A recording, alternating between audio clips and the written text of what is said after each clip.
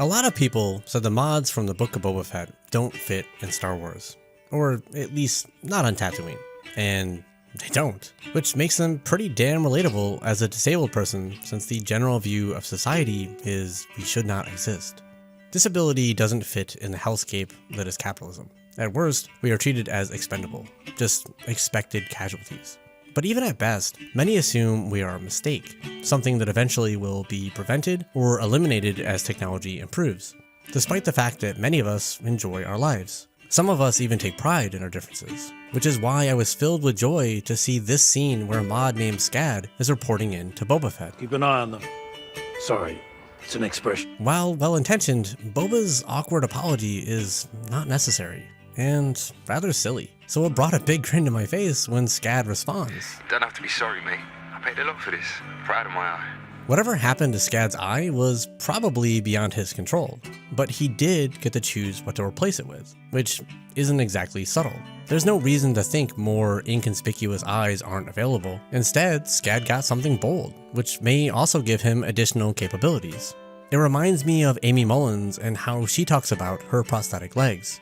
She has many options to choose from. Not only does this allow her to effectively choose her height, but she also has cheetah legs and jellyfish legs. A prosthetic limb doesn't represent the need to replace loss anymore. It can stand as a symbol that the wearer has the power to create whatever it is that they want to create in that space. Unfortunately, I think many see aesthetics as not important, and are especially overlooked when it comes to disability. So much so, comments like this one I found assume the mods aren't even disabled. Did you even watch the show? They're not disabled. The only dialogue that exists in the show at all explains that they chose their mods on purpose for style purposes. That's where there's a scene of a trendy mod bar that Boba takes Fennec to. I find this especially funny because they are referencing a scene where Fennec literally has her life saved by modifications, but then assumes that everyone else with mods couldn't have also needed them? And then there was this comment. What the hell are you even talking about? The only reason the mods have their cybernetic parts is to be a more intimidating gang, no because they are disabled. You are being way too preachy and looking way too deep. There is nothing wrong with any body modification someone wants to get, but it's pretty unrealistic to assume that every single one of the mods had body parts like their legs, arms, or eyes removed by choice. I think the underlying assumption in both of these comments is a disabled person is just supposed to get something functional that makes them more able.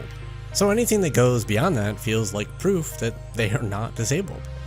So in this video, I hope to highlight why aesthetic choices like we see with the mods can make a lot of sense by exploring groups in real life that choose to stand out, how the mods make disability representation in Star Wars better, and the importance and power of choosing to be visible, especially for marginalized groups like disabled people.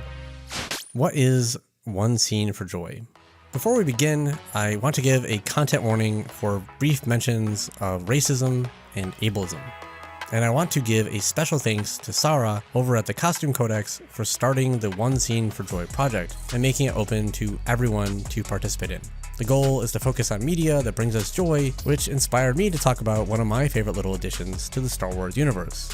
There will be links to the playlist down below, so I hope everyone checks them out. Alright, back to the video.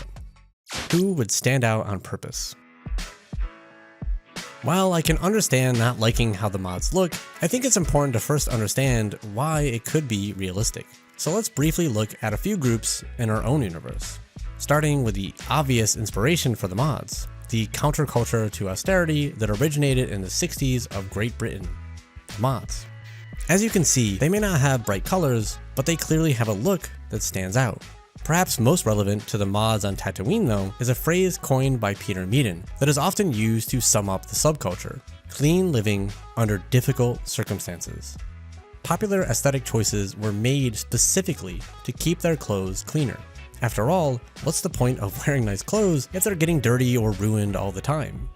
Part of the reason scooters were used was because they had less exposed parts compared to motorcycles. This meant clothes would be less likely to get oil or other stains on them. It was also common to see ex-military parkas worn because it would help keep their clothes clean while driving around.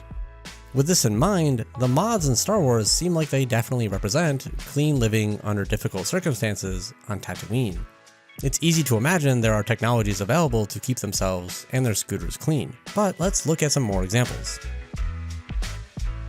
Black dandyism is a style of oppositional fashion in many places, often using expensive clothing as a way to fight against dehumanizing racial stereotypes. In the Republic of the Congo and Democratic Republic of the Congo, there are the SOP, which is short for the Society of Ambience Makers and Elegant People. In the Soweto Township in South Africa, there have been cultures like the Skatan. As you can see, many dress using more vibrant colors than we see even with the mods. And much like how the mods seem to be criticized for not being practical, these groups are sometimes accused of just being wasteful. It reminds me of how conservatives bemoan spending habits of the poor working class here in the US, which of course ignores the material reality that no amount of saving is going to magically change everyone's status. People who may not have better opportunities should and can still save money for things for themselves. I also think only considering this clothing as purchase choices is framing them with what is acceptable in the status quo. This conveniently ignores the political message these choices can have, sometimes much more than just symbolically. In this self-portrait by Samuel Faso, everything he is wearing was illegal at the time where it was taken in the Central African Republic. Throughout history, restrictions to clothing has been enforced on marginalized groups, like black people and women, as one way to oppress them. It's a forced visual reminder of their status. For disabled people, our very appearance was considered a public offense, with laws now commonly referred to as the ugly laws, the last of which was not repealed in the United States until 1974. This was the wording of one such law in Chicago.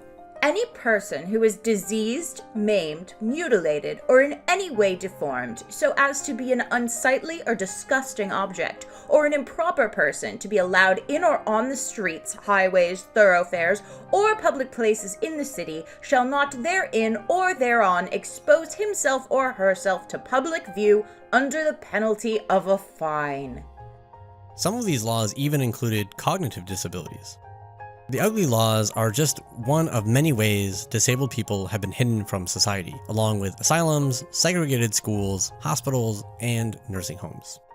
With this in mind, I want to introduce Sky Kubakub, who is the creator of Rebirth Garments, which are gender non-conforming wearables and accessories for people on the full spectrum of gender, size, and ability. I believe a simple yet effective way to combat this invisibility cloak that society has put over our communities is by refusing to assimilate through a dress reform movement. I would like to suggest a new, politically forceful aesthetic style called radical visibility. Sky draws inspiration from past struggles of oppressed people, like the suffragettes with the women's dress reform movement. For anyone who wishes to join the radical visibility movement, Sky suggests several things to keep in mind when designing clothing, such as using bright and high contrasting colors combined with geometric patterns, making clothing that highlights our bodies, especially our differences, which includes not feeling required to wear a prosthetic. But if you do want to wear one, consider one not based on realism. Which brings us back to Star Wars. How the mods represent disability. There have been cybernetic prosthetics before with Darth Vader and Luke Skywalker, but both of these fall into a common trope of painting disfigurement as a sign of being evil. No! I include Luke in this because while he is presented as good, his cyborg parts are used to represent how easily he could turn into someone like Vader.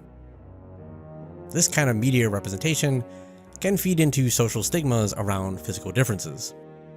The mods, however, present an alternative. Not only do their cybernetic enhancements not imply becoming evil, they are not worried about their prosthetics looking conventionally human at all.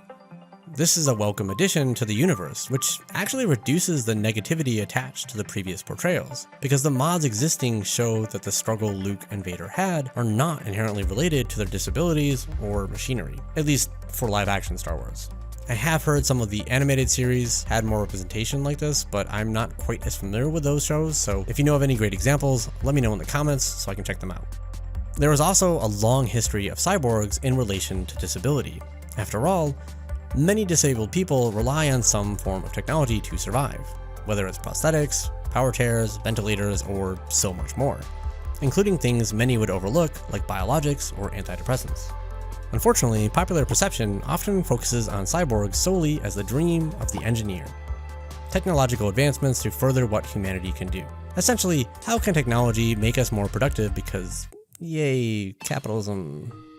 The disabled poet Psy talks about this in the essay The Dawn of the Triborg. Psy defines Triborg as someone who doesn't need technology to survive, or someone who is not engaged with disability thought or activism.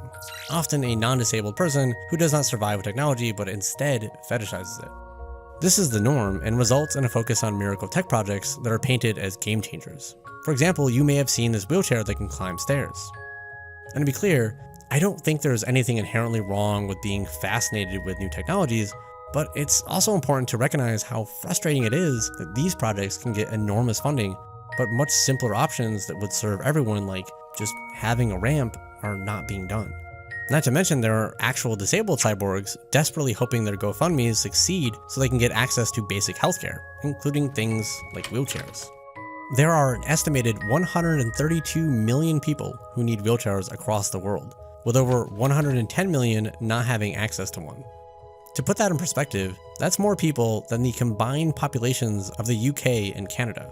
It's also more than 1/3 of the population in the US, or around the size of California, Texas, Florida, and New York combined.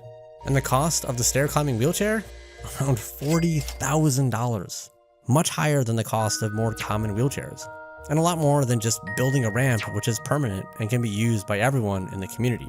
This is something I may explore more in a future video, but the point I want to make here is the focus is always on what the Triborgs want instead of what cyborgs want. You know, the people actually disabled in which the technology is fundamental to who they are.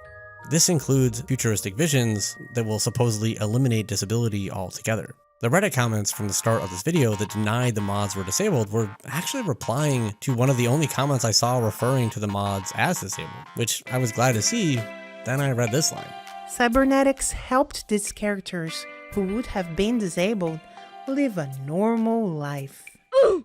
This mindset, while well-meaning, implies it would be better off if we did not exist. We see this mindset contrasted between the mods versus Boba Fett and Fennec Shand. Keep an eye on them.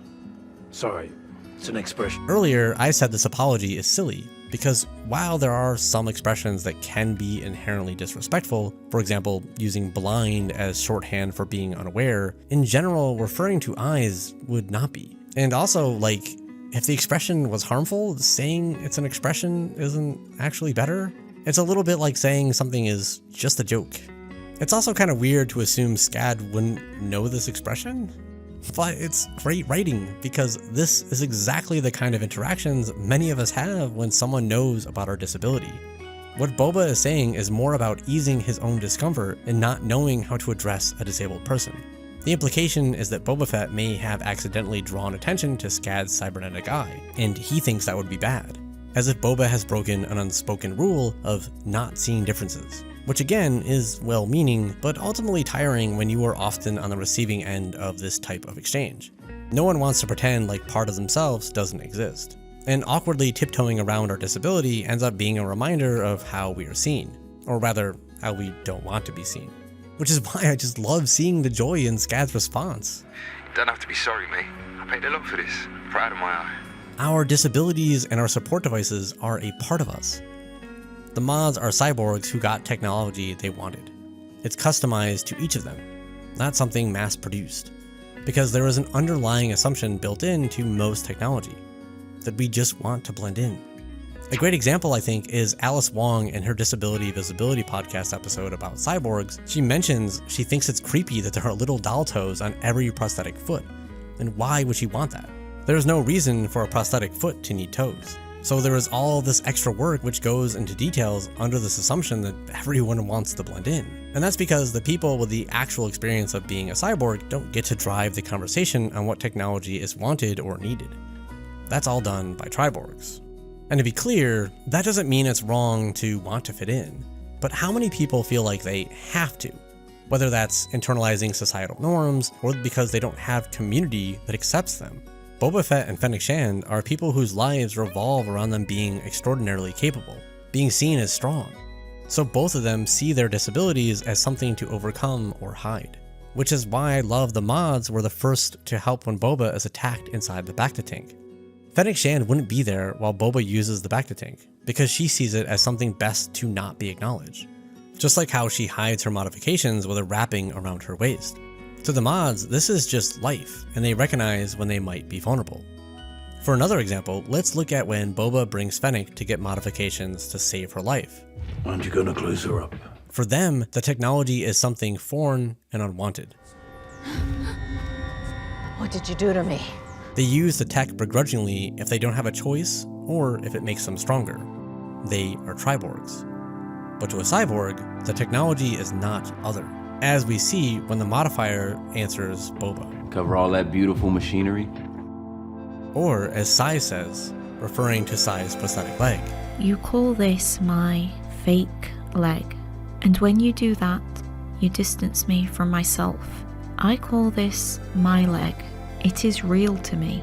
I experience it perhaps more than you experience your own leg. On being radically visible.